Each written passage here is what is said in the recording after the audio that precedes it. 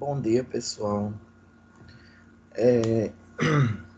A nossa aula de hoje, ela é sobre pesquisa em saúde, né? E aí, nós vamos ter mais ou menos 3 aulas só sobre pesquisa na área de saúde. E eu falei para vocês no primeiro dia de aula que na nossa V1 nós teremos um trabalho que iria valer 3. E esse trabalho é justamente na área de pesquisa em saúde pública, certo? Então, eu já vou dar algumas questões aqui para vocês sobre esse trabalho, certo? Eu quero que vocês se dividam em grupos de 6 pessoas. 6, não são 7, não são 5, são 6, certo? Caso alguém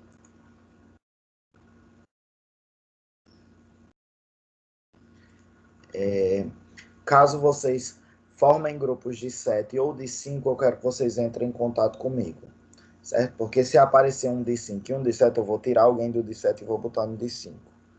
E aí, ou vocês excluem uma pessoa, cancelam uma pessoa do grupo, ou eu tiro mesmo, sem problema nenhum, certo? O trabalho, eu quero que vocês vão realizar uma pesquisa na área da saúde. Claro que dentro da nossa situação atual, a gente vai tentar fazer com que essa pesquisa, com que a gente não entre em contato com tantas pessoas, com que a gente não entre em contato com grupos populacionais de risco, certo? Então, essa pesquisa ela pode ser feita da seguinte forma. A gente vai ver, claro, as técnicas de pesquisa que a gente ainda vai utilizar. Essa pesquisa ela pode ser quantitativa, qualitativa, enfim, certo? Mas vocês podem fazer um Google Forms e mandar para as pessoas que vocês conhecem, eu tenho nos contatos de vocês, certo? Essa pesquisa também pode ser feita através de uma entrevista e vocês podem deixar na unidade básica de saúde para que ela seja aplicada por uma enfermeira ou, claro, se ela for uma pesquisa, digamos, curta, tá certo? Pela enfermeira, por um agente comunitário de saúde, pelo próprio dentista da unidade, depende. E aí eu quero que vocês já busquem ter ideias. O que é que eu quero pesquisar? Qual é a minha maior curiosidade dentro do setor de saúde pública? Principalmente, claro, se vocês puderem voltar para a nossa área, melhor. Tá ok? Então, sei lá, Natanael vai querer pesquisar sobre o quem é a população das urgências odontológicas, né? Então, quem são essas pessoas? Que grupo populacional é esse? É mais homem, é mais mulher? Qual a idade média dessas pessoas? É entre 19 e 25 anos? É entre 25 e 34 anos? Enfim. E aí vocês vão dividir isso em grupos populacionais. Se vocês buscarem na internet, já existem várias entrevistas estruturadas e validadas, certo? É muito importante isso, para que vocês possam realizar essa pesquisa. E o que é uma pesquisa validada, certo? Toda entrevista que a gente faz, ela é uma entrevista e ela vai gerar algum tipo de dado, certo? Mas a diferença de uma entrevista validada é porque é uma entrevista que já foi realizada por várias e várias pessoas e que ela já tem, digamos assim, um padrão, certo? Então, se vocês quiserem depois apresentar isso como uma forma de um trabalho em um congresso, fica mais fácil desse trabalho ser aceito. Eles olham para o seu trabalho como, poxa, se preocupou em procurar, em fazer uma pesquisa com uma entrevista que já é conhecida, com uma entrevista que já é, digamos assim, já tem um respaldo, né? Então, é importante isso. Mas aí, é, é, possa ser que Larissa não tenha interesse sobre isso. Larissa queira saber quem é... sei lá, talvez Larissa não tenha interesse na área, tanta curiosidade na área odontológica, ela já conhece, né, Larissa?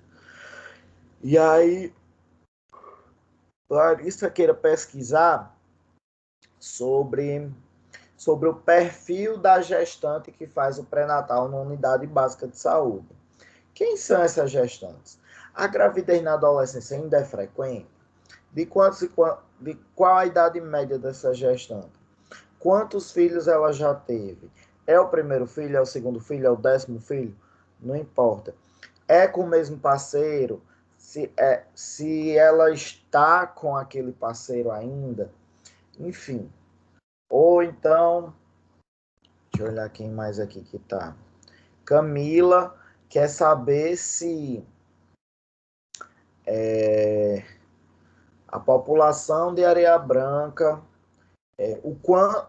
se a população da Areia Branca conhece os direitos que o SUS dá a ela, certo? Então ela faz uma entrevistazinha com se ela sabe o que ela tem direito a tal e tal serviço, e a pessoa vai lá marcando sim ou não, pode ser através até de um Google Forms, e aí ela manda para todas as pessoas que ela tem contato, né? E aí ela vai saber se aquela população ela tem conhecimento dos direitos do SUS que ela tem em relação ao SUS e também dos deveres, claro. Ou, ou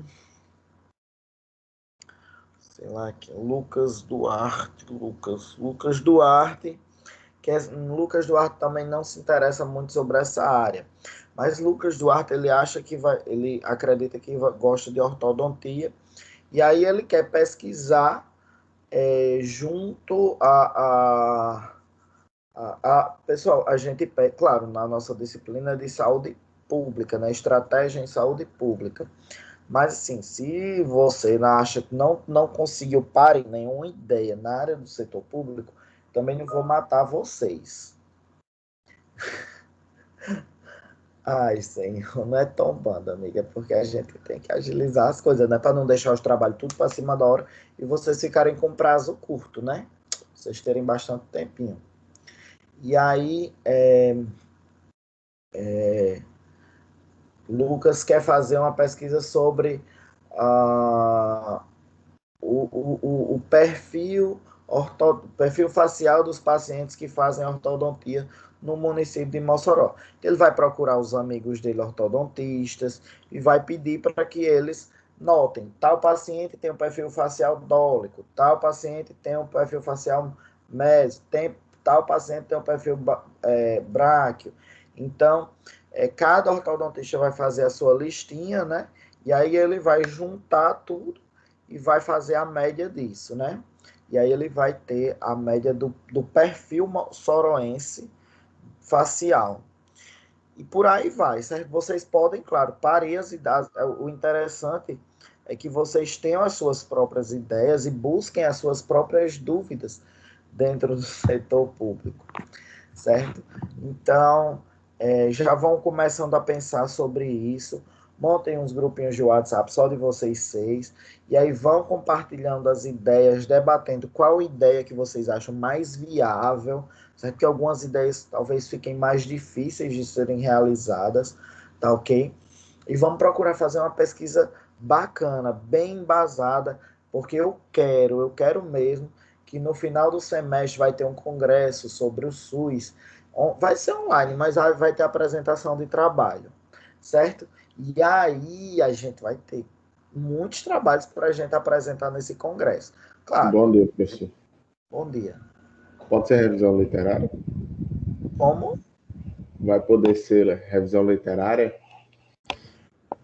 Não, ó, revisão de literatura é um tipo de pesquisa em saúde, mas eu sugiro que seja pesquisa de campo, certo? Por quê? Para que vocês tenham uma maior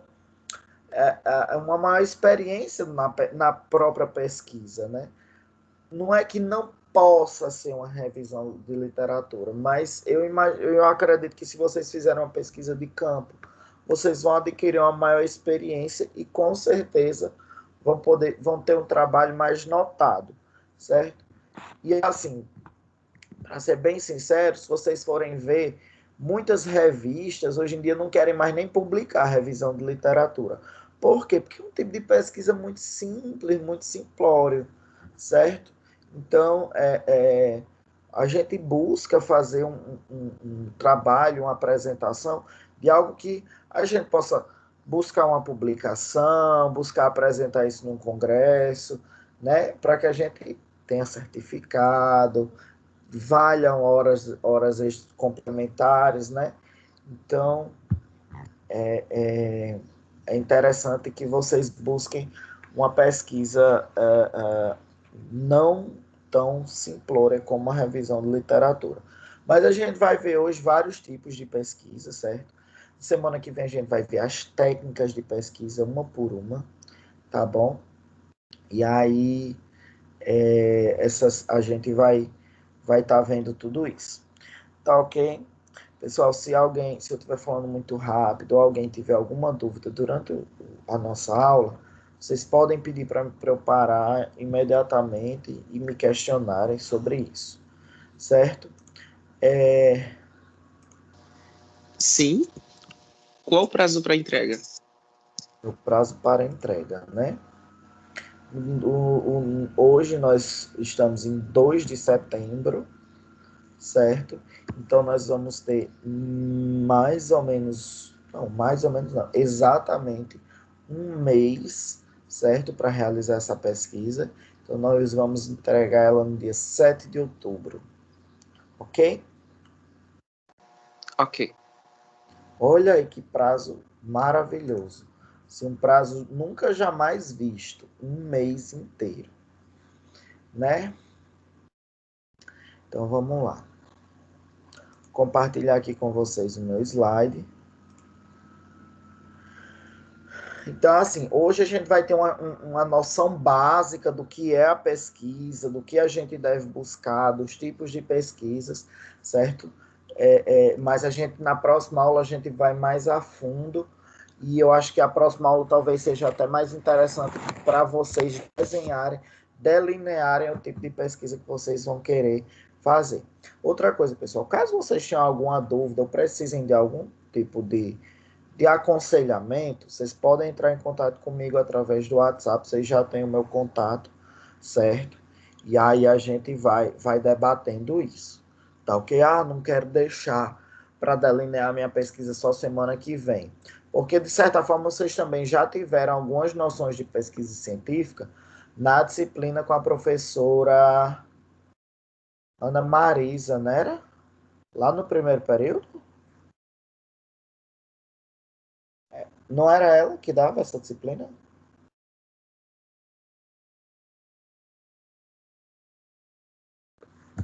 Hein, Natanael, era ela? Só para eu ter certeza que essa disciplina foi dada para vocês. Nossa senhora, silêncio total agora, hein? Nauro. Quem Foi era, dado, Fernando? foi dado, assim, eu não sei quem foi, porque eu não paguei não, mas eu lembro que os meninos pagaram. Acho que foi até dou. Sim, foi uma matéria DOL. Tá bom. Ok. Vamos lá. Então, o objetivo das pesquisas em saúde, na verdade, o objetivo da pesquisa em saúde é obter informação sobre um determinado grupo populacional, sobre uma questão que você tem e que você deseja solucionar. Né?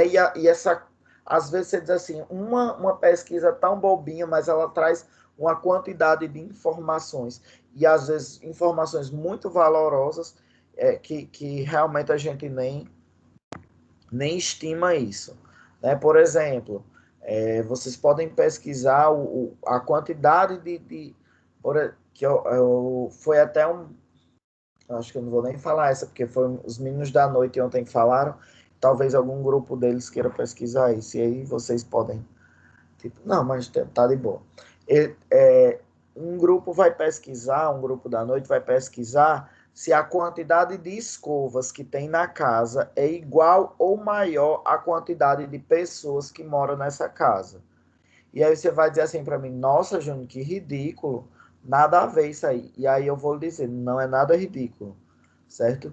Principalmente em comunidades mais carentes, é muito comum você ter 5, 6 pessoas numa casa e 2, 3 escovas, certo? Então, a gente precisa... E aí, nessa pesquisa, claro, eles vão perguntar sobre informações relativas a qual o valor que as pessoas daquela casa, por exemplo, quanto que a renda média daquela casa, se eles têm televisão, se eles têm máquina de lavar, que também é um mecanismo de saber se essa casa é uma casa que tem pessoas que podem pagar por escova dental, né? Então, eu achei bem interessante a ideia deles. E aparentemente é uma ideia boba, mas é bem interessante. Tá ok? Assim, a gente, em metodologia científica, existem métodos consagrados, né, de pesquisa. Existem as entrevistas. É, por exemplo, professor, não quero fazer uma entrevista porque eu tenho medo de entrar em contato com a população e a população que eu quero pesquisar é uma população mais carente. Mas vocês podem ir numa unidade básica de saúde e pedir para olhar os prontuários que foram atendidos pelo dentista no último mês e olhar nesse prontuário, por exemplo, se esse paciente, o paciente que foi atendido no último mês, quantos pacientes fazem uso de medicamentos para hipertensão arterial? Porque lá no prontuário tem dizendo se ele faz uso de medicação para pressão alta, né? Então, você não vai ter contato com ninguém a não ser com a pessoa do SAMI, né? E aí você vai lá olhar prontuário por prontuário do último mês, se esses pacientes que o dentista atendeu, eles tinham pressão alta ou não, né? Então, existe esse método de pesquisa, que é um método de transversal, tá bom?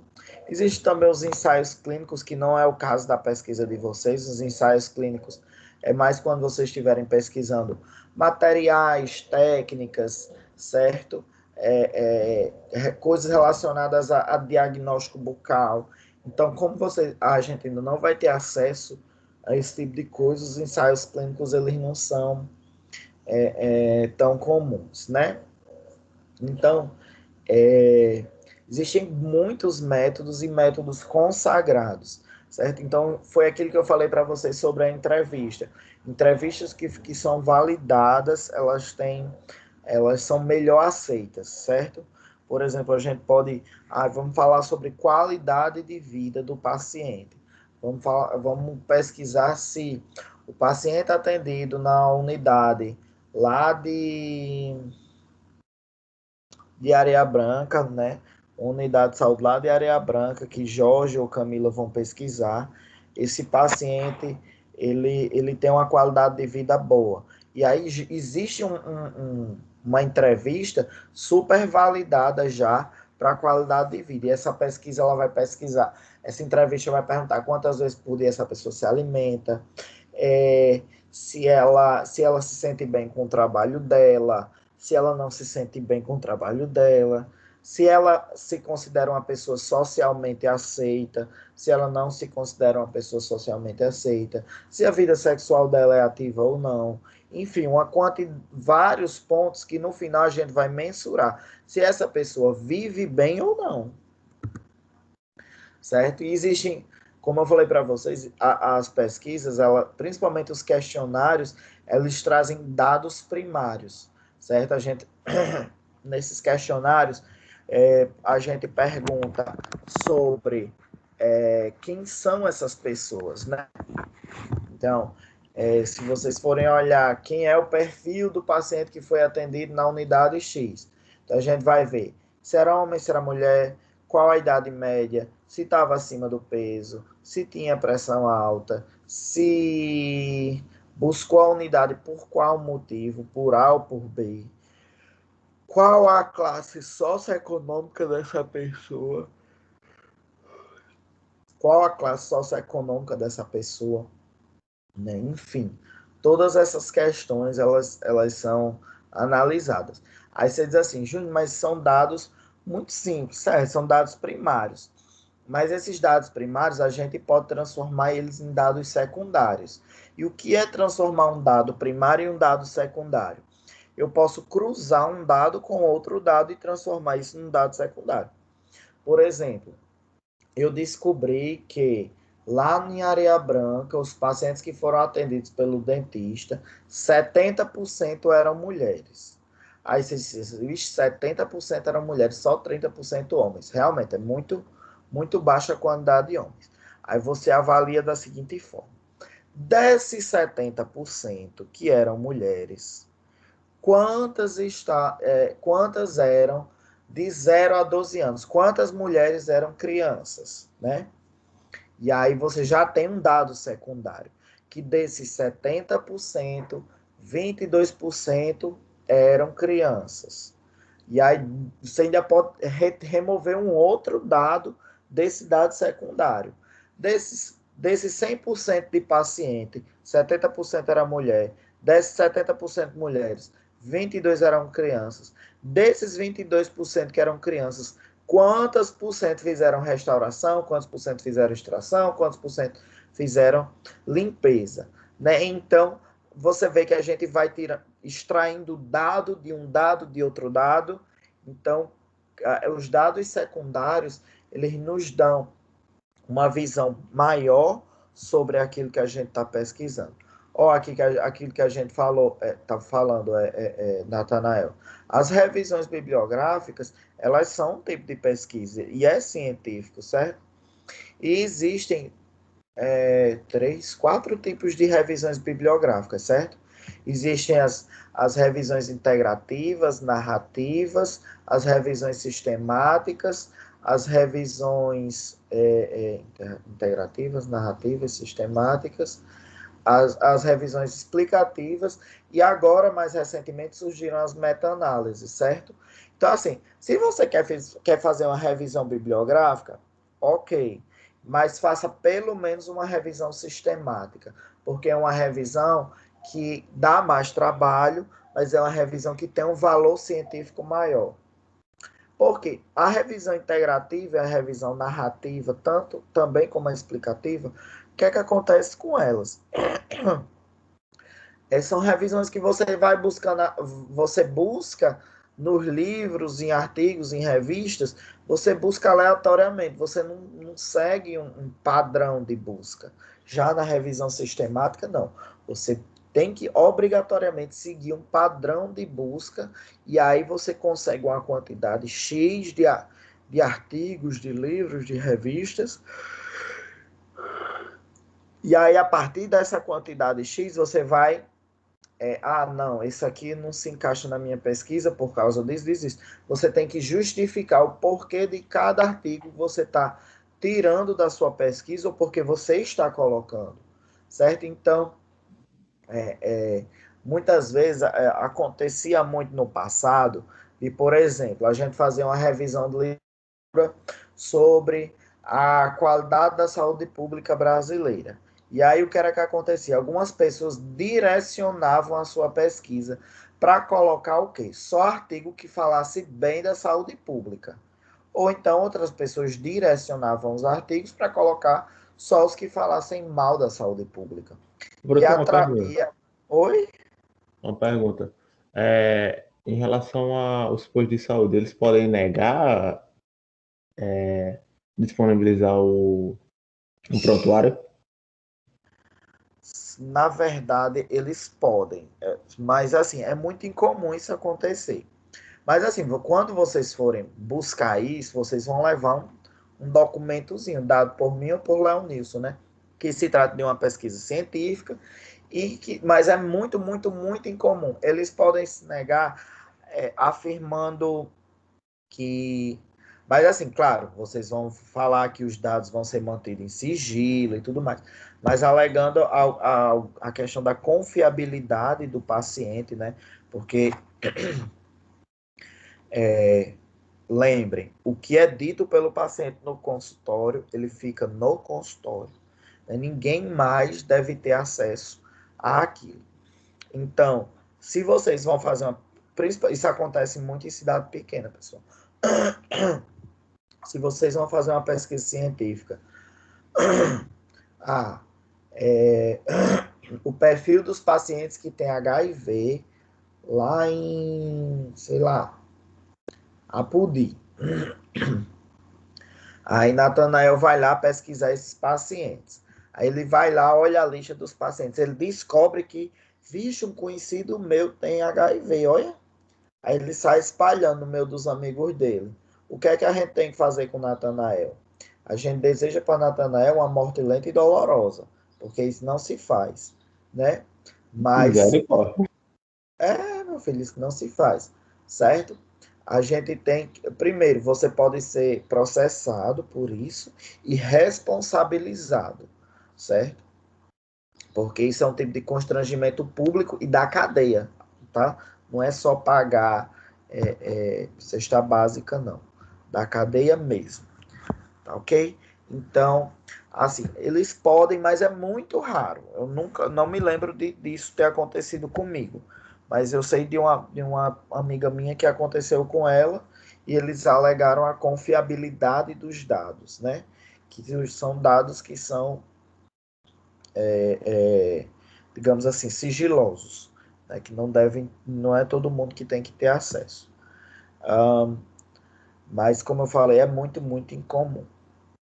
Né? Então, como a gente falou sobre os tipos de revisões bibliográficas, existem as meta-análises, né?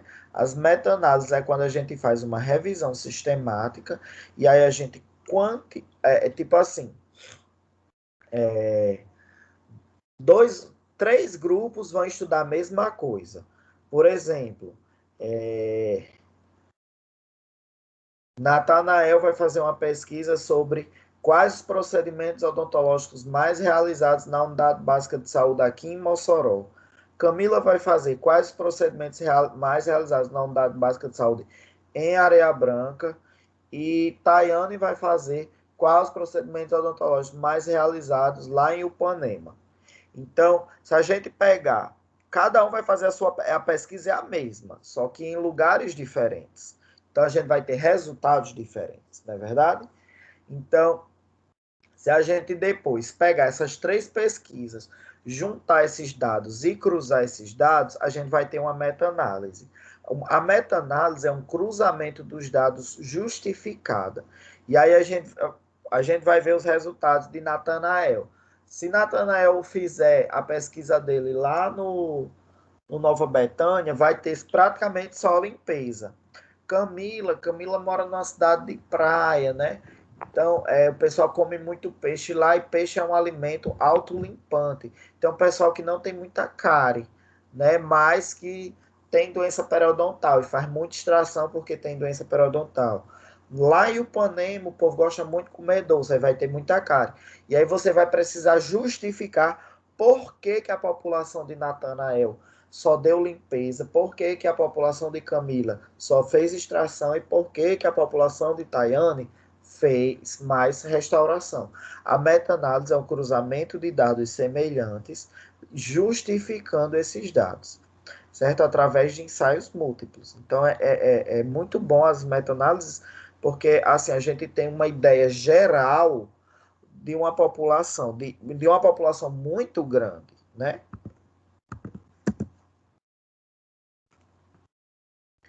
Então, existem os tipos de pesquisa, elas podem ser divididas de algumas formas, certo? A primeira forma é quanto à natureza, certo? Então, tem as pesquisas básicas, que são a pesquisa que vocês vão fazer, é uma pesquisa básica, que busca novos conhecimentos, certo? Conhecer a realidade de uma população, conhecer que tipo de conhecimento aquela população tem, como a gente já falou, né? Pode fazer uma pesquisa sobre o conhecimento que a população tem sobre os direitos do SUS, né? Sobre os avanços das ciências, né? Isso também é uma pesquisa básica. E a pesquisa aplicada são as aplicações práticas dessas pesquisas básicas, certo? De que forma essas pesquisas elas são aplicadas na nossa vida. Por exemplo, Natanael vai e decide que vai fazer uma pesquisa sobre a população que é atendida no posto de saúde e tal. E aí, eu sou dentista lá desse posto de saúde, e aí o que acontece? Eu estou fazendo muito trabalho voltado para criança, né? A gente está fazendo muita aplicação de flúor em criança, tal. Mas eu descobri que a minha população de criança, através da pesquisa que Natanael fez, eu descobri que eu tenho pouca criança na minha área do meu posto, né? A minha população tem pouca criança. Então eu vou ter um resultado muito grande? Não, porque eu tenho pouca criança. Mas se eu começar a fazer, e eu descobri que eu tenho muita população idosa, então, e eu começar a desenvolver trabalhos educativos para a população idosa, eu não vou ter resultados melhores, então a gente tem que aplicar os conhecimentos básicos que nós tivemos antes, certo? Então, também as pesquisas elas podem ser divididas quanto aos objetivos, que podem ser exploratória, descritiva ou explicativa, né? A pesquisa exploratória são as pesquisas que a gente tem uma maior familiaridade, são as pesquisas bibliográficas e os estudos de caso, certo? Então, as pesquisas descritivas são as pesquisas de uma certa população, coleta de dados padronizados através de questionário, e essa daqui é a mais comum a gente fazer em saúde pública, certo? A pesquisa descritiva, certo? E a pesquisa explicativa, ela explica o porquê das coisas. Geralmente é uma pesquisa experimental ou uma pesquisa ex post facto. Então, o que é essa pesquisa explicativa? Por exemplo, eu notei que eu faço muita restauração no consultório. Eu notei que quando eu faço uma restauração com a resina tal, eu percebo que essa resina, a restauração fica mais brilhante. Então, eu vou fazer uma pesquisa experimental para mim ver por que essa resina é mais brilhante. Ah, porque a partícula de carga dela é essa ou é aquela outra, ou porque é uma resina que eu consigo dar um melhor polimento por causa do tamanho das partículas dela, certo? Enfim, então eu vou fazer o que? Uma pesquisa experimental. Eu vou experimentar um material, um equipamento, uma técnica, para que eu saiba, eu descubra por que eu estou tendo esse resultado, certo?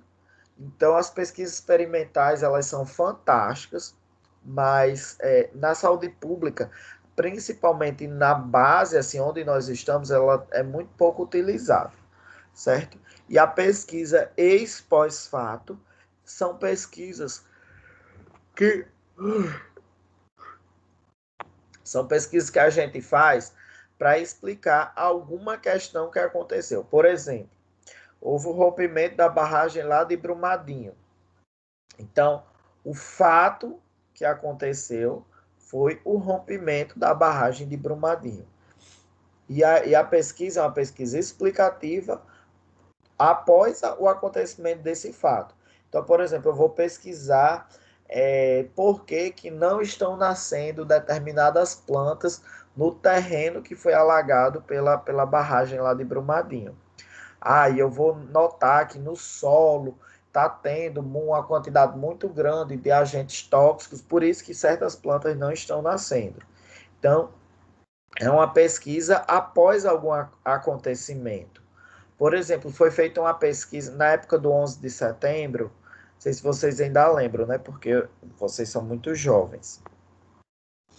Na época do 11 de setembro, foi feita uma pesquisa muito grande com os familiares das pessoas que morreram lá nesse incidente, né? Então, a quantidade de pessoas depressivas, ansiosas, muita gente não podia escutasse um barulho, né?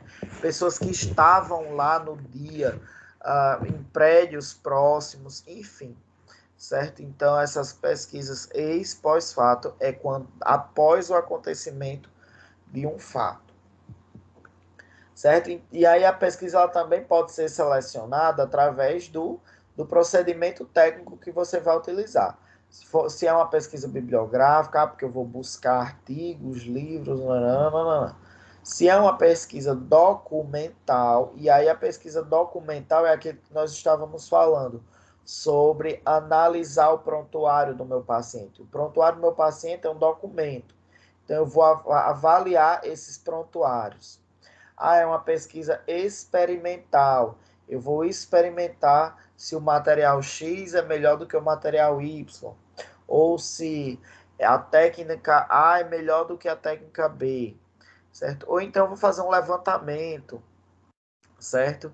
Esse levantamento é aquele que a gente estava falando, de a gente fazer uma pesquisa com um questionário. Eu vou levantar quantas pessoas nasceram no Alto da Pelonha no ano de 2019, tá? Então, eu vou fazer um levantamento, geralmente a gente chama de levantamento epidemiológico, né? Então, eu vou fazer um levantamento sobre uma determinada população. Aí eu posso fazer também um estudo de caso, né? Ah, vamos fazer um estudo de caso. Vamos estudar como está o desenvolvimento facial das crianças que tiveram microcefalia naquela época do Zika vírus. Então, isso é um estudo de caso. A gente está estudando o caso, que é a microcefalia, e aí a gente vai avaliar essas crianças que foram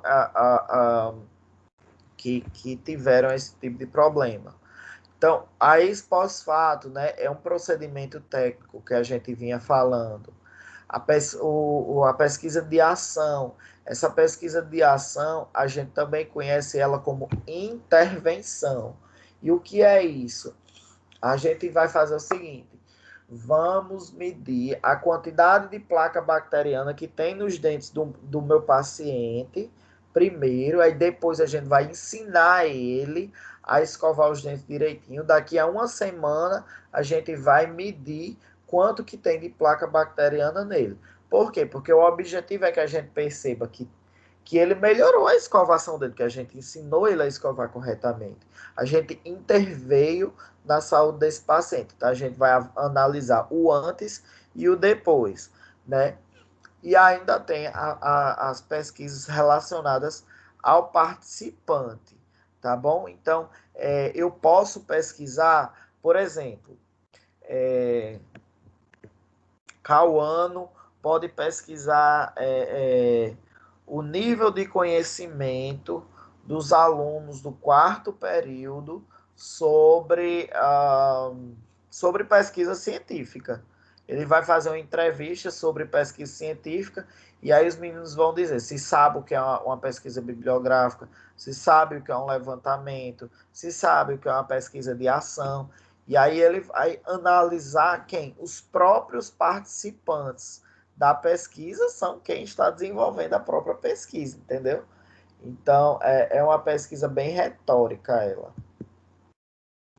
E aí também a gente tem os tipos de pesquisa quanto à abordagem, certo? E a gente vai dar um enfoque maior nessa parte da quanto à abordagem, porque é bem importante que vocês percebam isso.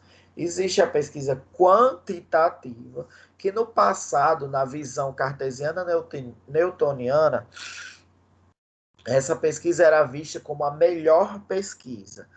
E, pessoal, para ser bem sincero, não é que eu acho ela a melhor pesquisa, porque é mais fácil você lidar com os dados dela, certo? Então, o que é a pesquisa quantitativa?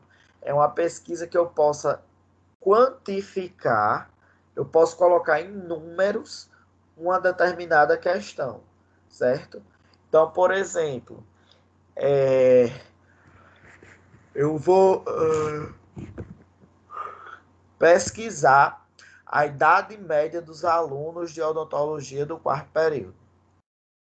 Então, Natanael tem 19, Cauano tem 45, e por aí vai, certo?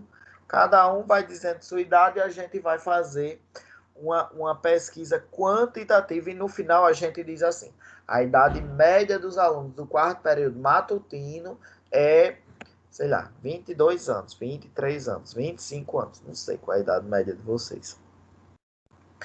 E aí, hoje a gente percebe que a pesquisa quantitativa ela é tão importante quanto a qualitativa. E o que é a pesquisa qualitativa?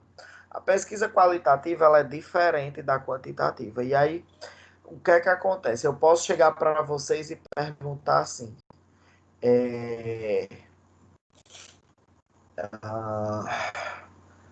o que é que vocês entendem por morte? Aí Cauã vai responder que morte é quando o corpo para de funcionar. Natanael vai dizer que é quando o espírito abandona a matéria. Fulaninho outro vai dizer que a morte é apenas a passagem num rito de eterna volta e reencarnação. Enfim, cada um vai ter o seu conceito do que é morte. E a pesquisa qualitativa, muitas vezes a gente não quantifica aquilo. Então, o que é que a gente faz? Por exemplo, existe um conceito ideal de morte.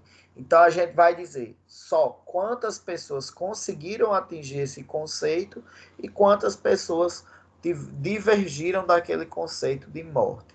Então, a pesquisa, o futuro da pesquisa, na verdade, eu acredito que a pesquisa...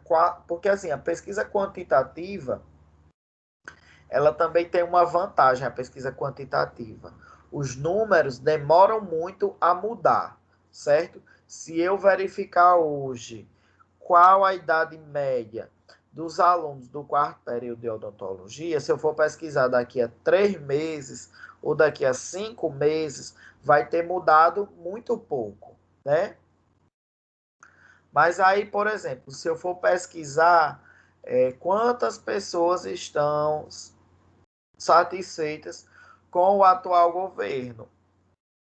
Então, hoje, as pessoas que vão dizer que estão satisfeitas com o atual governo é quantos por cento? Sei lá, 2%, 3%, né? 4%. E aí, o que acontece? Mas o atual governo vai fazer o seguinte, ano de eleição, né?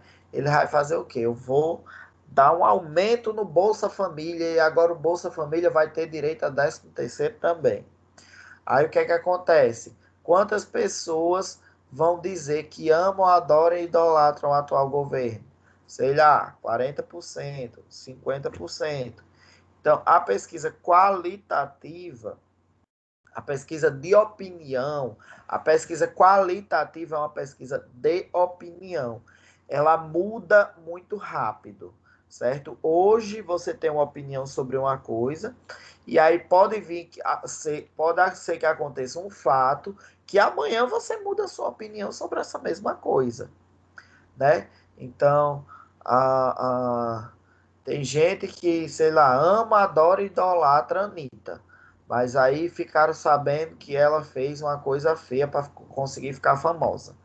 E aí já deixaram de amar e idolatrar a Anitta no outro dia que já saiu na mídia isso, né? Então, a pesquisa qualitativa, a pesquisa de opinião, ela varia muito rápido, certo? E aí vamos ver aqui algumas questões. A pesquisa quantitativa, ela tem um positivismo muito forte nela. Por quê? Porque a gente consegue mensurar, a gente consegue medir um fato, certo? E não tem ambiguidade, não dá margem para você pensar assim, e se não? Eu quero saber qual a idade média dos alunos de odontologia. Então, a idade média é essa. Pronto e acabou-se. Não tem mais nem meio mais. Ah, mas se eu quiser saber a moda, a mediana, se eu quiser saber... Bom, aí já são outras questões. Mas a questão da pesquisa quantitativa é que ela é mensurável. A gente consegue medir as coisas. Eu consigo dizer qual é a idade média dos alunos de odontologia. Eu consigo dizer quantos por cento a turma tem de homens e quantos por cento a turma tem de mulher.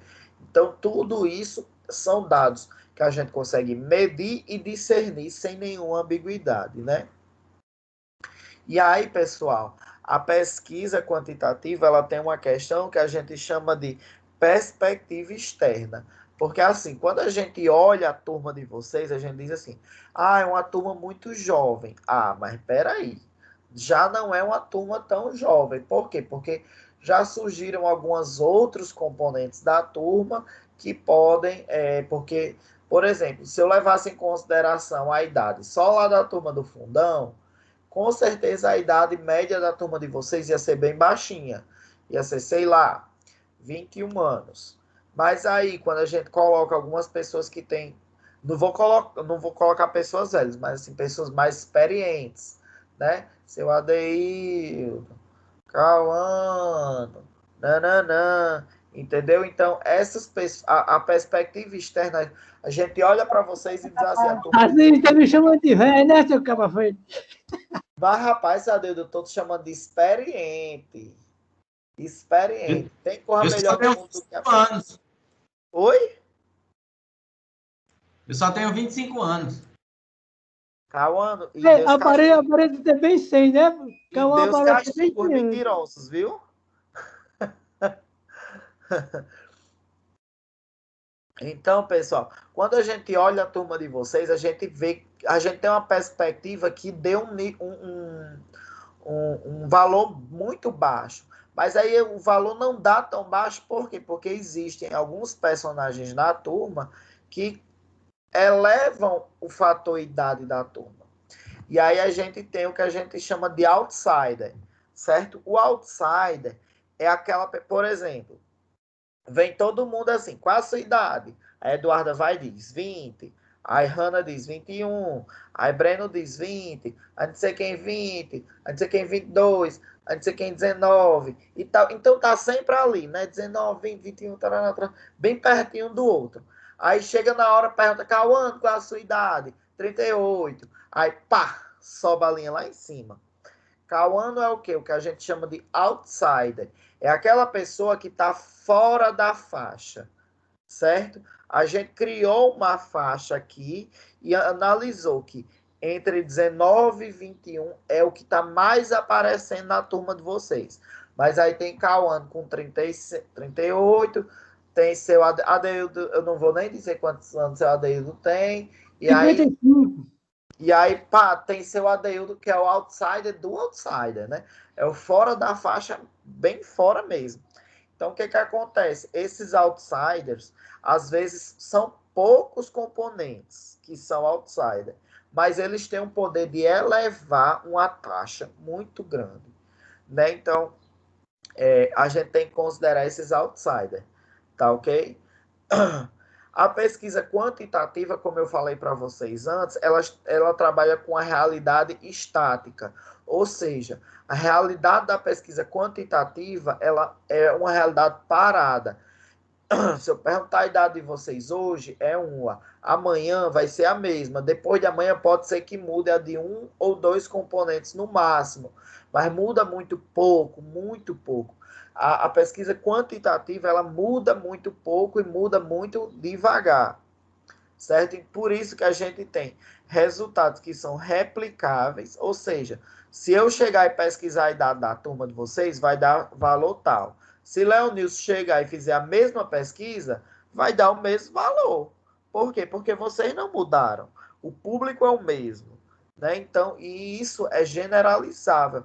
A gente pode dizer, se eu pesquisar uma turma da manhã, e aí eu vou dizer assim, não, a idade média do quarto período da manhã foi 25 anos. E aí eu posso dizer, não, mas a turma do segundo período é bem parecida com a do quarto, então a idade média de todos os alunos da manhã é 25 anos. Então a gente acaba generalizando a pesquisa quantitativa. Certo? Essa pesquisa quantitativa, ela tem o objetivo de descobrir, quantificar e classificar opiniões e dados. Agora, pessoal, você disse assim, Júnior, você disse que a pesquisa qualitativa era sobre opiniões. Justo. Mas a quantitativa, ela também considera algumas opiniões, principalmente quando a gente pode dizer assim, responda com sim, não ou talvez, certo? Por exemplo, o atual governo é bom, ruim, regular, péssimo ou esdrúxulo? Então, eu consigo quantificar quantas pessoas disseram bom, ruim, regular, mas se eu disser assim, me fale, o que você acha do atual governo? Eles vão responder com sim, não ou talvez? Não. Eles vão responder, eu acho uma merda. Eu acho que podia estar melhor. Eu acho que ele não está cumprindo com o que ele prometeu. Eu acho que ele merece cair e quebrar a perna. Enfim, qualquer coisa. Entendeu? Então, as pesquisas de opinião que a gente consegue classificar em bom, ruim, regular, sim, não, talvez, a gente também consegue quantificar essas opiniões, não é verdade? Então, também tem as pesquisas quantitativas descritivas, né, que a gente vinha falando, que são as que a gente mais usa, que a gente usa relações entre variáveis. Por exemplo, a gente vai pesquisar aqui a quantidade de gestantes adolescentes, né? Então, a gente vai ver que, sei lá, 20% das gestantes ainda são adolescentes. E aí a gente vai ver outra variável, né? Então, desses 20% de gestantes adolescentes, qual é a questão socioeconômica dela? A maior parte delas são da classe C e D. Então, a gente tem duas variáveis envolvidas, né? Que é a relação gestante adolescente e a relação fator socioeconômico. E a gente está fazendo o quê? Cruzando esses fatores, né? As pesquisas descritivas, elas também levam em consideração essa questão da causa e efeito. E o que é isso da causa e efeito? Por exemplo,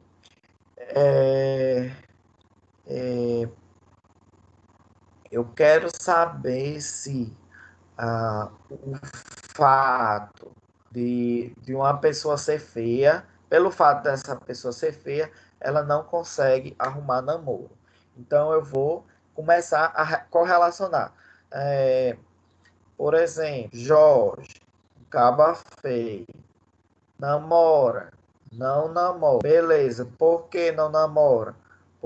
Aí a gente vai pesquisar as meninas da turma. Você namoraria com Jorge? Elas vão dizer, todas elas, não. Aí, por quê? Porque ela é feia. Porque ele tem mau hálito. Porque ele não gosto dele, porque ele fala demais. Ou então porque ele fala de menos. Ou então porque, enfim, não importa o motivo. Então a gente vai relacionar causa e efeito. Causa é um motivo e correlacionar esse motivo buscando saber o porquê daquela coisa. Entendeu? Jorge tá aí, Jorge? Não fique chateado, não. Sim, professor. Sim, professor. Estou ouvindo aqui. Continue. Certo? Então, a pesquisa quantitativa, a gente sempre... Oi?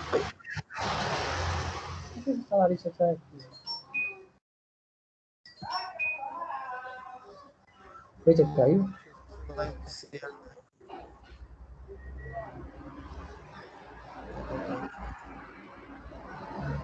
Acho que esse aldeio tá com o ligado. Deixa eu ativar o modelo.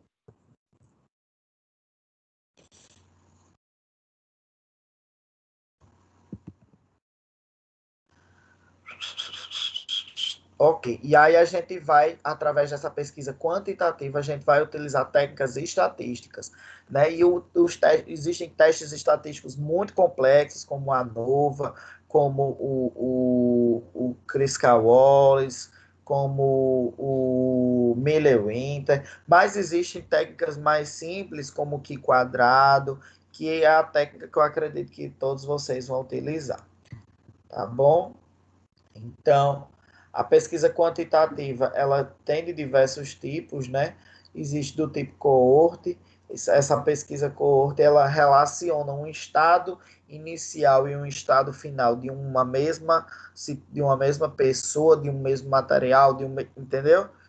Então, ela relaciona um estado inicial e um final, os ensaios clínicos, as revisões de literatura, os cortes transversais, como a gente falou, né? Se você for analisar transversalmente todos os pacientes que foram atendidos na unidade básica, ou então eu vou analisar os prontuários de uma unidade básica de saúde do dia tal ao dia tal, para mim ver se essa pessoa veio à unidade de saúde e quantas vezes veio. Então, esse tipo de estudos são pesquisas quantitativas, certo? E aí a pesquisa qualitativa, ela tem uma questão mais ligada à fenomenologia e compreensão. Então, ela, assim, ela é uma pesquisa mais subjetiva, é uma pesquisa mais ligada ao comportamento humano, certo? E, assim, ela considera o ponto de vista do ator que a gente fala aqui é do personagem principal, né? Então, é uma pesquisa que a gente, como eu falei para vocês no início, é uma pesquisa que considera muito a opinião daquela pessoa. Então, ela não limita ao, porque assim, se eu disser assim, qual a sua opinião sobre o aborto? Pode, não pode ou não sei. Então, eu estou limitando a sua resposta a três respostas, né?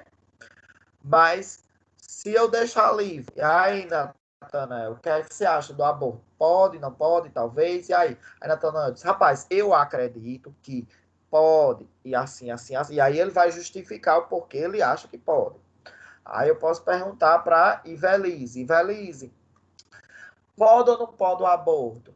Eu disse, olha, na minha opinião, eu acredito que não pode, porque segundo, tarará, tarará, tarará, e ela vai justificar. A questão da pesquisa qualitativa, você não limita as respostas daquela pessoa. Você deixa a pessoa aberta a criar sua própria resposta. Né? Então, a gente tem dados subjetivos dentro dessa questão. Então, assim, a gente tem uma perspectiva dentro de um grupo.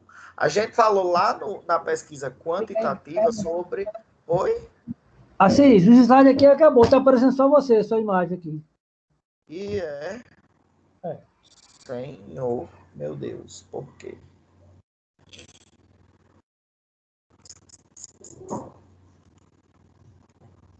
Eu acho que pode ser a internet dele, porque pra mim tá normal.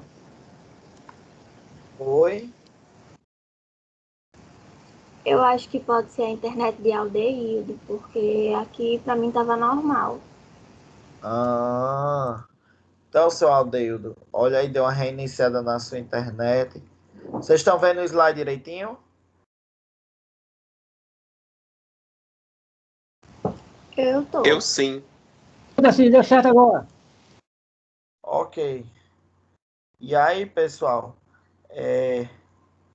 a gente vinha falando sobre na pesquisa quantitativa, a gente falou sobre a pesquisa, o personagem outsider, né, que era seu Adeildo e Cauano, que eram os personagens que estavam fora da faixa.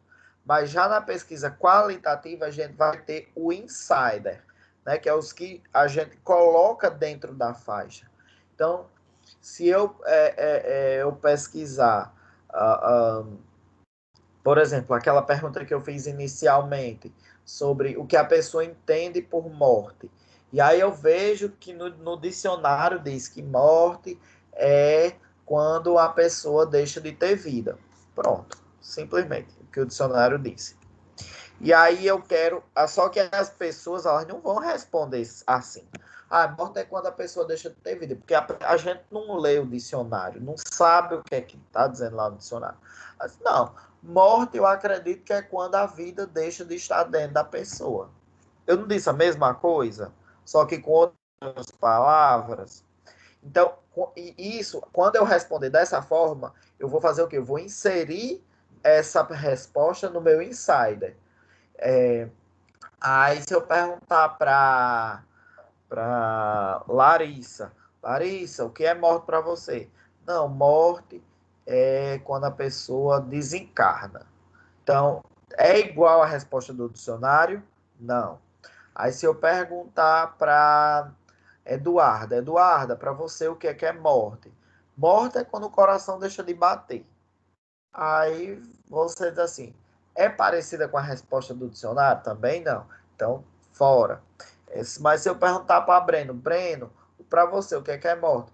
Morte é quando o corpo deixa de funcionar. Aí, tá parecida com a do dicionário? Mais ou menos. Então, eu vou lá e classifico como sendo uma resposta parecida, ou seja, com a resposta insider, certo? Então, a pesquisa qualitativa, a gente trabalha com insider, enquanto que a pesquisa quantitativa, ela trabalha com outsider. como eu falei para vocês, a pesquisa qualitativa, ela é dinâmica, ela varia muito e muito rápido, né? Então, diferente da pesquisa quantitativa, que varia pouco e devagar, né? Então, a pesquisa qualitativa, ela varia muito rápido. Então, eu posso perguntar a vocês hoje qual é a opinião de vocês sobre o aborto, mas aí eu vou e levo uma pessoa para falar sobre o aborto para vocês. Aí, depois dessa pessoa falar o que ela falou, muitos de vocês talvez mudem de opinião, né? Então, a gente vai ter uma realidade variável muito rápido, né? A pesquisa qualitativa, ela considera os resultados holísticos, ou seja, ela não considera apenas um número, ela considera o ser humano enquanto essência, certo? E assim, o ruim dela é que ela é não generalizável, certo? Mas assim, a pesquisa qualitativa é uma pesquisa que tem ganhado bastante espaço. Primeiro porque hoje em dia as pessoas valorizam muito o que é difícil de fazer. E a pesquisa qualitativa é muito difícil de fazer. Então, assim, a gente tem que valorizar esse tipo de pesquisa, né?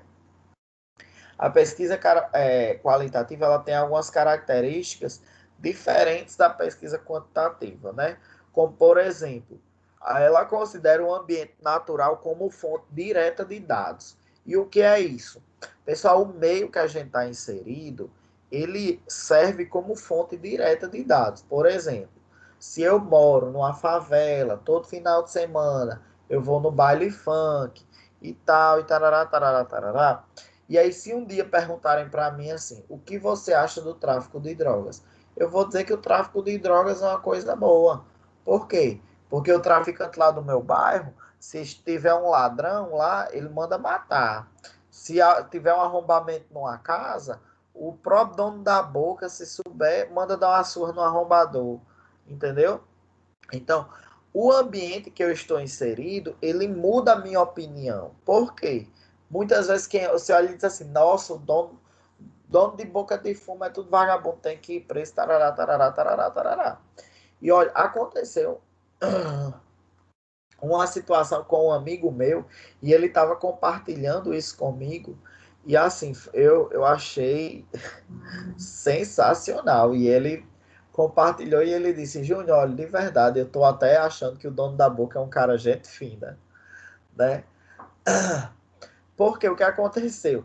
Ele disse que estava querendo construir um escovódromo na escola que ele é responsável por fazer o PSE, né, o Programa Saúde na Escola.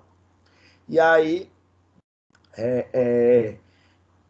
as pias da escola eram pias muito altas, porque era uma escola adaptada. Antes não era uma escola lá, era uma outra autarquia. Então as pias eram muito altas, as crianças não conseguiam alcançar para fazer a escovação. Então, ele queria construir um escovódromo com as piazinhas mais baixas, até no muro pregado assim na parede, para que as crianças, após o recreio, após o lanche, vão lá e escovam o dentinho, né? Ele conseguiu as escovas, deixou as escovas com as professoras, cada professora tinha uma caixinha com a escova para cada aluno e tudo mais, para que esses meninos pudessem, mas não tinha um ambiente. E aí o dono ele ia fazer uma rifa, né, para conseguir dinheiro para comprar os materiais e pagar um pedreiro. E o dono da boca ficou sabendo e mandou dar para ele R$ 1.000. Só isso. Então, assim, o ambiente no qual a pessoa está inserida, ela é uma fonte direta de dados. Porque se você considerar um dono de boca como esse, eu também acho ele uma pessoa excelente, melhor do que muita gente que eu conheço, né? Então, assim, o ambiente ele é uma fonte direta de dados. Lembrando que o pesquisador ele é um instrumento fundamental na pesquisa qualitativa. Por quê? Pessoal, porque o pesquisador ele tem que ser o mais, eu digo sempre assim, o pesquisador da pesquisa qualitativa ele tem que ser apático. Ele não pode demonstrar emoções e ele não pode demonstrar opinião. Porque muitas vezes a pessoa que está sendo entrevistada, às vezes ela tem vergonha de emitir a opinião dela, porque você pode julgá-la, pré-julgá-la, né? Então, assim, eu estou fazendo uma pesquisa sobre se as pessoas gostam ou não do presidente. Beleza, eu não vou com a cara dele. E aí, se a pessoa diz assim, ele é muito gente fina, eu faço uma cara de furico para essa pessoa, ela vai dizer que ela é gente boa de novo? Não vai, entendeu? Então, eu, enquanto pesquisador, eu tenho que não ser uma pessoa isenta de opinião. Eu não posso demonstrar a minha opinião para aquela pessoa. Então, a pesquisa qualitativa, a preocupação do investigador é em criar significados. Né? A pesquisa qualitativa ela tem uma questão de significar coisas e a vida. O que as pessoas esperam. Qual a sua opinião? O que você acha? Qual é o sentido da vida? Lembre que a pesquisa qualitativa ela é muito subjetiva. Qual é o sentido da vida? Qual é o objetivo do. Você acha que o homem surgiu de onde? Veio do macaco ou foi criado por Deus? E aí, por quê? Entendeu? Então, a pesquisa qualitativa ela tem uma questão de significar as coisas e significar a vida, dando um enfoque muito maior na questão indutiva. Por quê? Porque esse enfoque indutivo faz com que o próprio personagem, o próprio ator, o próprio pesquisado, ele tenha condições de criar uma própria opinião. Porque muitas vezes as pessoas nunca pararam para pensar sobre determinadas coisas. Por exemplo, se eu perguntar hoje qual é o sentido da vida, talvez muitos de vocês já olhem assim para mim e dizem, rapaz, eu nunca parei para pensar sobre isso. Eu acho que o sentido da vida é, como diz o livro de ciência, é nascer, crescer, reproduzir e morrer. Ou talvez alguém diga que o sentido da vida é ser a expressão de Deus na Terra. Ou talvez outra pessoa diga que o sentido da vida sei lá, se tornar um ser evoluído. Enfim. Então, assim, nós, enquanto pesquisadores, no caso da pesquisa qualitativa, nós temos que dar um enfoque indutivo para essa questão, né? Então, a pesquisa qualitativa, ela também pode ser do tipo documental. E aí a gente pode avaliar pessoas que nós não temos acesso. De que forma, Júlia, eu vou avaliar uma pessoa que você não tem acesso? Por exemplo, se eu for avaliar as redações do Enem do ano de 2018, onde a redação perguntava se a pessoa acreditava ou não em vida após a morte. Então, se a redação não é um documento, ela expressa o pensamento daquela pessoa, certo? E a gente, às vezes, eu posso ter acesso à redação de uma pessoa que mora lá em São Paulo, e eu não tenho acesso a essa pessoa. Ou até mesmo uma pessoa que já morreu, mas a redação não fala a opinião daquela pessoa. Enfim, então pode ser uma pesquisa qualitativa documental. Então, o mais comum é um estudo de caso ou relato de vida, né? Que era isso que a gente estava falando, de questionar as pessoas sobre determinadas tipos de perguntas, como o sentido da vida, o que é a morte, o que é vida, o que as representações que existem dentro desse sujeito, né?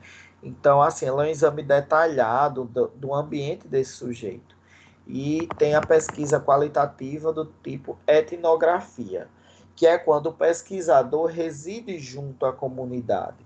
Então, o que é que acontece? O pesquisador, ele não diz para a comunidade assim, não, olha, eu vou fazer uma pesquisa, eu quero que você diga para mim o que é imoral para você. O que é imoral para você. Mas aí as pessoas elas tendem a, quando vão responder uma pesquisa, responder aquilo que elas acham mais bonito, né? E nem sempre isso representa o que aquela pessoa pensa. Então, assim, eu vou pesquisar o que é imoral, mas eu não vou dizer. Então, eu vou começar a conviver com as pessoas E aí você olha e pergunta, um dia você pergunta assim,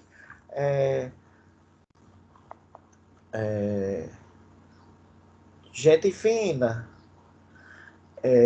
o que é que tu acha de um filho que rouba o pai para não, filho que deixa eu dar outro exemplo aqui, que esse aqui é muito escroto.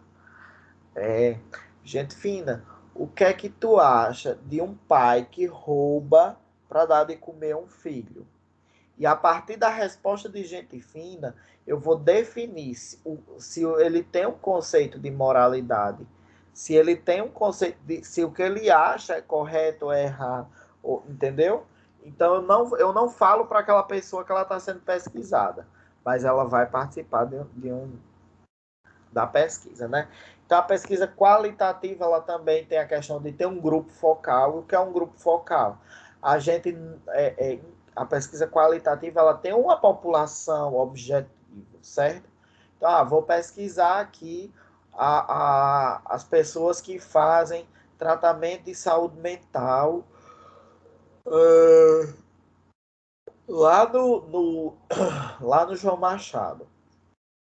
João Machado é o de Natal, né? O daqui começa, São Camilo. Então, assim, a pesquisa qualitativa é uma entrevista em profundidade, porque ela considera o que aquela pessoa pensa lá no seu íntimo, né? E ela pode ser feita, como a gente já falou, no caso da pesquisa da etnografia, ela pode ser feita através apenas da observação do participante, sem que você pergunte nada a ele, né? Ou não diretamente. Então, assim, a pesquisa qualitativa, para que ela é uma pesquisa que, para que ela seja confiável, ela tem que ser uma pesquisa bem rigorosa, certo? Então, assim, o material investigado tem que ter bastante credibilidade.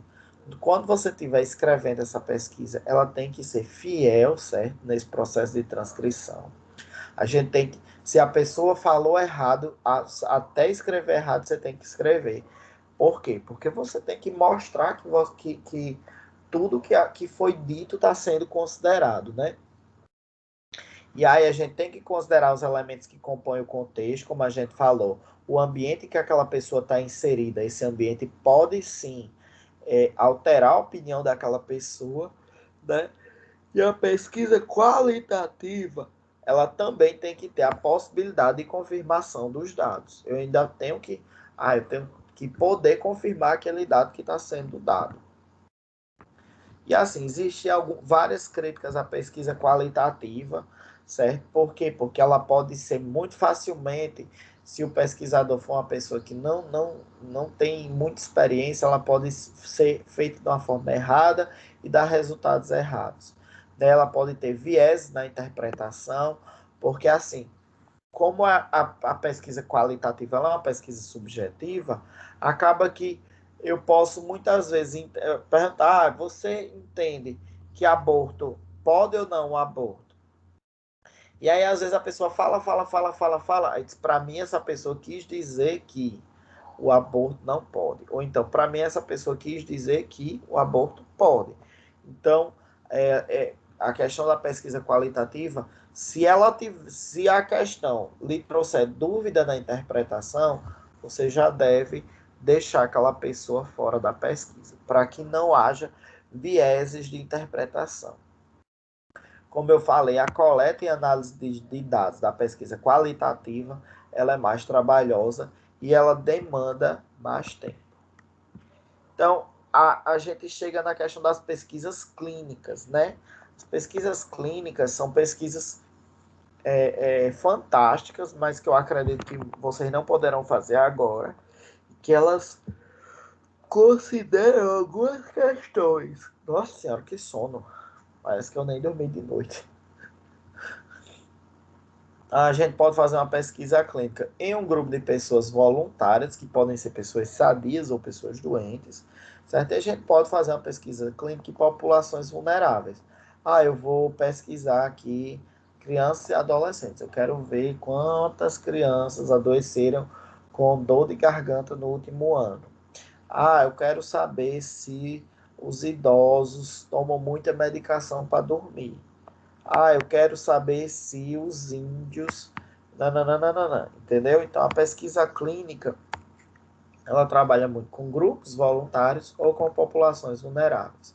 Onde essas pesquisas clínicas são feitas e com quais recursos? Geralmente, essas pesquisas clínicas são feitas em centros universitários, hospitais não universitários de bom padrão, serviços públicos e privados e consultórios, ou seja, a pesquisa clínica, ela não é realizada no ambiente da pessoa, ela é realizada no ambiente de saúde, certo? Então, essa pesquisa clínica, ela demanda também um tempo maior, certo? E quando a gente fala de pesquisa, a gente tem que lembrar sempre que a gente tem que ter ética na nossa pesquisa. E o Conselho Nacional de Ética e Pesquisa, ela tem algumas exigências. Então, a primeira é o munus público. O que é o munus público? E, Veliz, você que é advogada, se pronuncie. E Veliz está aí ou não veio?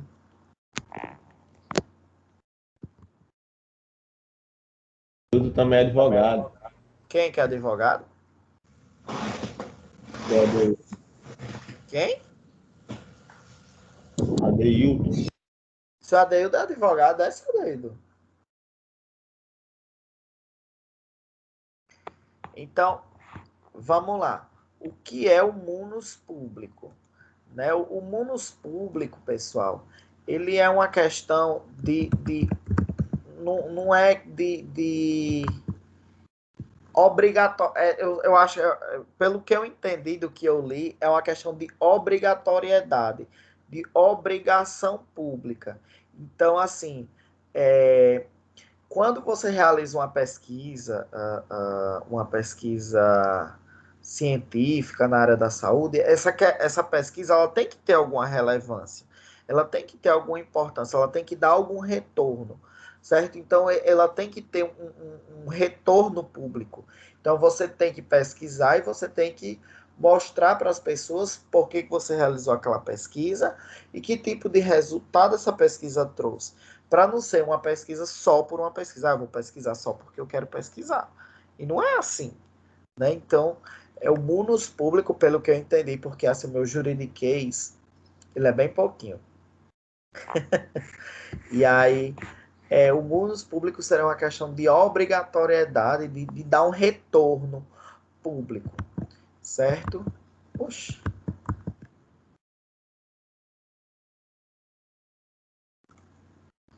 E aí também tem as condições adequadas para a realização do projeto, certo? O Conselho Nacional de Ética em Pesquisa, ele considera isso sim. Ah, o meu projeto de pesquisa ele não vai expor as pessoas, o meu projeto de pesquisa ele não vai fazer com que as pessoas sejam expostas desnecessariamente.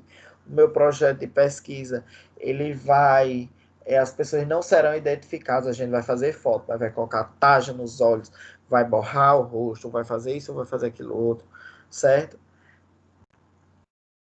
E assim, se a gente, durante o nosso projeto de pesquisa, a gente oferecer algum tipo de risco ao nosso paciente, a gente tem que ter condições de atendimento para atender eventuais intercorrências de efeito colateral ou adverso. Por exemplo, vamos fazer uma pesquisa aqui para ver se o chá da casca do cajueiro realmente é bom contra gengivite. E aí a gente chama pessoas que têm gengivite e aí dá o chá da casca do cajueiro para essas pessoas utilizarem e essas pessoas utilizam. Mas sei lá, uma pessoa foi alérgica ao chá da casca do cajueiro. Então a gente tem que ter condições de atender essa pessoa para que essa pessoa não tenha nenhum dano, certo?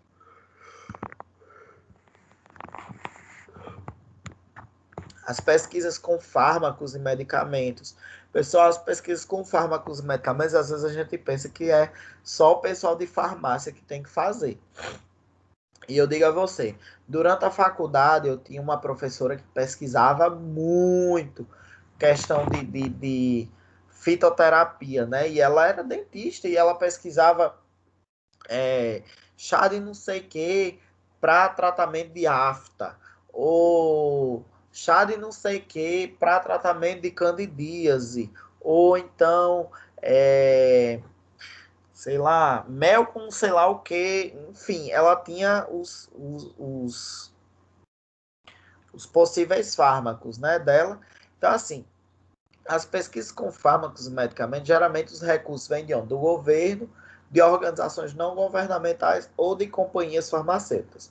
Aí eu vou lhe dizer, o governo hoje, a gente já não tinha tanto investimento na pesquisa de fármacos, mas hoje a gente não tem praticamente nada. As organizações não governamentais, existem algumas que investem em pesquisa de fármacos, como, por exemplo, eu não sei se é uma que é de preservação ambiental, a WWS Brasil, ela investe em pesquisa de medicamentos naturais, né? E, claro, as companhias farmacêuticas, porque elas têm interesse, certo? Então, assim, existem os benefícios e riscos associados à pesquisa clínica, né? Então, assim, quando a gente faz uma pesquisa sobre um novo tipo de tratamento que ainda não é comercializado, muitas vezes quando a gente chega na parte da pesquisa clínica, a gente cria uma expectativa no paciente de que agora, com essa nova medicação que você está criando, ele vai se curar, e muitas vezes não é o que acontece. Então, você tem que tratar disso com uma seriedade muito grande, porque as pessoas, elas esperam os benefícios, mas elas não esperam os riscos, né? Então, muitas vezes essa medicação, em vez de trazer uma resposta positiva, traz uma resposta negativa, né? E essa pesquisa clínica, ela contribui muito para o entendimento da doença e do seu tratamento, né? Então, muitas vezes a gente não sabe como é que a doença se desenvolve. Aí você está lá na pesquisa clínica, você está vendo o paciente vindo com aquela doença, você está vendo como é que ela está se desenvolvendo, né? Então, a pesquisa clínica, ela tem que ser muito bem trabalhada. Então, assim, quais são os principais riscos e benefícios dessa pesquisa clínica? Então, a gente chega, na terapêutica, a gente já viu que são efeitos adversos. Então, a gente tem os efeitos adversos, né? Sei lá, a Natanael está participando de uma pesquisa para o desenvolvimento de um bochecho para mau hálito. E aí, em vez de ele ficar curado do mau hálito, ele adquiriu um mau hálito pior ainda, certo? Então, isso é um efeito adverso.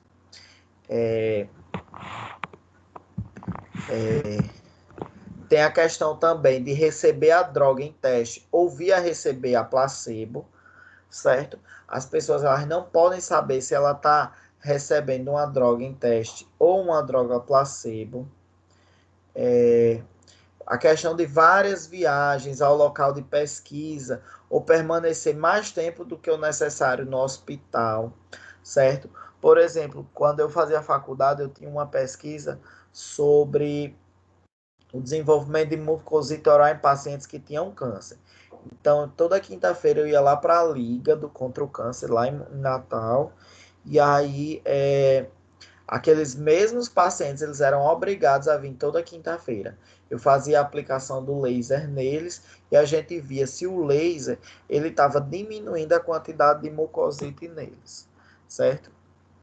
E aí também tem a questão de que muitas vezes o paciente, quando ele começa a se sentir bem, ele já suspende o tratamento, ele já acha que não precisa tomar mais o remédio, que ele já está bem. Então, são alguns riscos e benefícios associados à pesquisa clínica, né? Então, assim, para a gente ter uma pesquisa legal em seres humanos, a gente precisa cumprir com as normas da Resolução 196 de 96, certo? Que é do Conselho Nacional de Saúde. Se você vai pesquisar alguma coisa mais sobre aquela pessoa, tem que ter um termo de consentimento livre, esclarecido, assinado, certo? No protocolo da pesquisa. Então, assim, essa pesquisa ela tem que passar por uma apreciação de um comitê de ética em pesquisa científica, certo? Para que a nossa pesquisa ela seja válida, tá bom?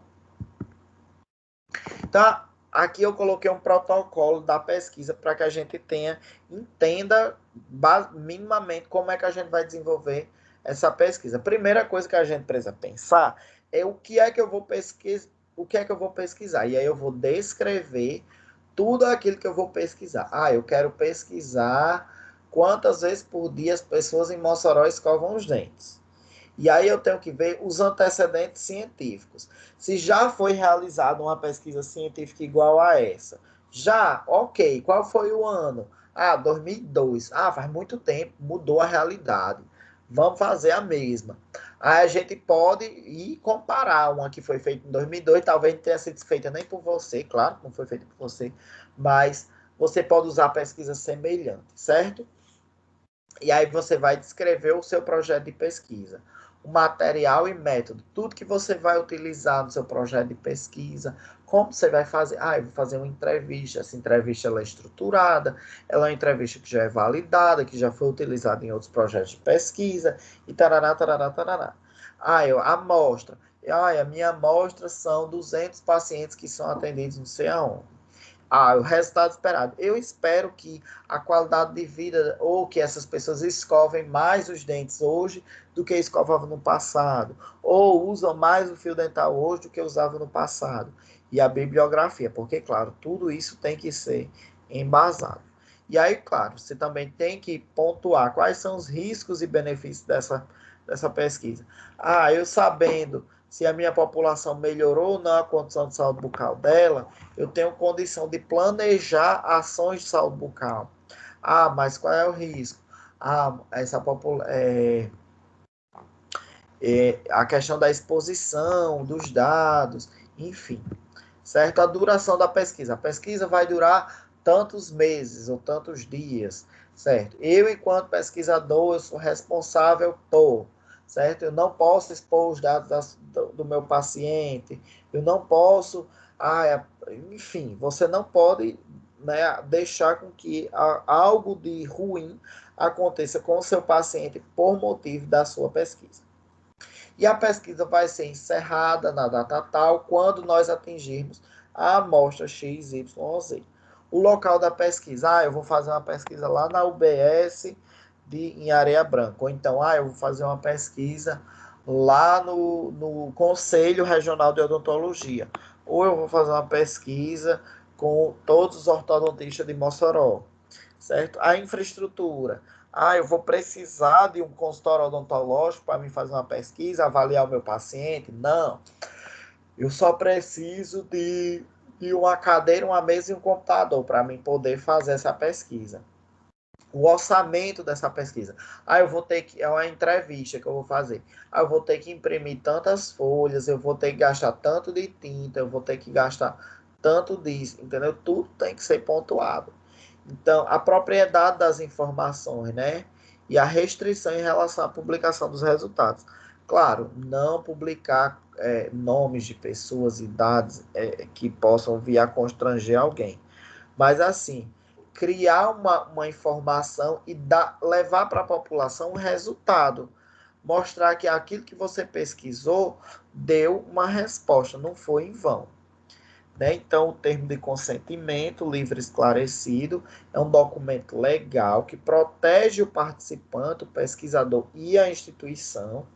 Tá? E esse termo ele tem que estar anexado à sua pesquisa. No termo de consentimento, tem que dizer por que essa pesquisa está sendo feita, por que você quer pesquisar isso, o que vai ser feito durante a pesquisa, por quanto tempo, como que cada participante da pesquisa será tratado e quem é que vai tratar com esses participantes. Existe algum risco para o participante? Quais são os benefícios que a gente espera com essa pesquisa? Então, tudo isso tem que estar no termo de consentimento. Por exemplo, nessa minha pesquisa que eu fazia sobre o laser lá, existem outros tipos de tratamentos que estão disponíveis, né? Então, além do laser, eu poderia disponibilizar outra coisa? Sim, não, talvez. Em que momento o participante pode sair do experimento, se assim o desejar, né?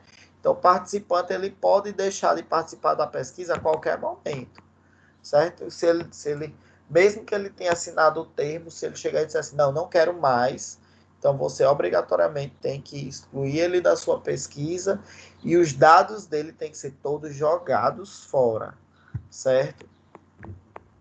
O paciente de pesquisa poderá continuar recebendo o mesmo tratamento depois que a pesquisa terminar?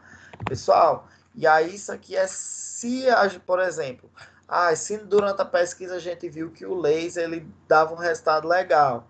Então, esse paciente ele pode continuar fazendo uso do laser? Pode, não pode? Eu posso oferecer isso? Posso ou não posso? Se o paciente tiver alguma dúvida com relação à pesquisa, ele deve procurar o responsável pela pesquisa a qualquer momento, certo? Então, esse comitê de ética em pesquisa, pelas quais as pesquisas de vocês também têm que passar, ele é um comitê de ética multidisciplinar, ele é composto por pessoas de diversas áreas, da área do direito, da área de humanas, da área das exatas, e aí essas pessoas vão julgar se o seu projeto de pesquisa ele é ético ou não, né? Então, o CONEP, que é o Conselho Nacional de Ética em Pesquisa, ele é subordinado ao Conselho Nacional de Saúde, e esse CONEP ele é normativo, consultivo, deliberativo e educativo. O que isso quer dizer? É que o CONEP ele cria as normas da ética em pesquisa. Se você tiver alguma dúvida se a sua pesquisa é ética ou não, você deve consultar o CONEP. Ele é deliberativo de que sentido? Ele pode, sim, aprovar ou reprovar a sua pesquisa. E ele é educativo de que forma? Se você insistir em fazer uma pesquisa que ele não considerou ética, porque você, não, eu quero fazer essa pesquisa. Tá, mas faça mudanças, certo? Não, veja que existem formas de você proteger o seu paciente, trará, trará, trará. Mas se eu não quero fazer mudança, o CONEP, inclusive, ele pode criar sanções sobre mim, enquanto pessoa, né? Então, claro, a ética é uma limitação das pesquisas, então se alguma coisa pode trazer algum tipo de prejuízo para o seu paciente, então essa pesquisa ela não é ética, tá ok? A questão do cronograma e orçamento, né? Se eu vou ter tempo de fazer essa pesquisa, se eu vou ter dinheiro para fazer essa pesquisa. E ainda existem as limitações estatísticas, como por exemplo, eu só vou pesquisar as pessoas que tiverem tido AVC, e o AVC não pode ser hemorrágico, tem que ser AVC isquêmico, e aí tarará, tarará, eu crio muitas regras.